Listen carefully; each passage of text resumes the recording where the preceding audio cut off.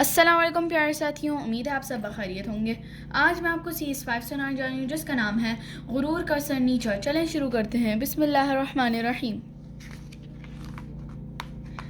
کسی دریا کے کنارے شاہ بلوط کا ایک درخت تھا۔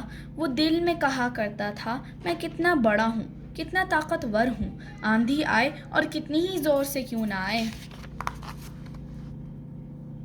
میری شاخیں کبھی نہ جھکیں گی، میرا تنا جو کا تو رہے گا، نہ ٹیڑھا ہوگا نہ ٹوٹے گا۔ شاہ بلوط کے سائے میں سرکنڈوں کی جھاڑیاں تھیں اور دور سے لمبی گھاس کی طرح دکھائی دیتی تھیں۔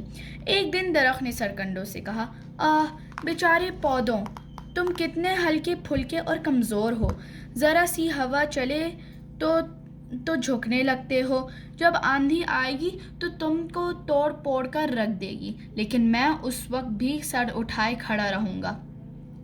آخر ایک دن آندھی آئی، شاہ بلوط اکڑا کھڑا رہا، وہ ذرا بھی نہ جھکا۔ وہ بولا، سرکنڈو، تم نے دیکھا، آندھی میرا کچھ نہ بگاڑ سکی، تم ہو کہ جھکے جا رہے ہو۔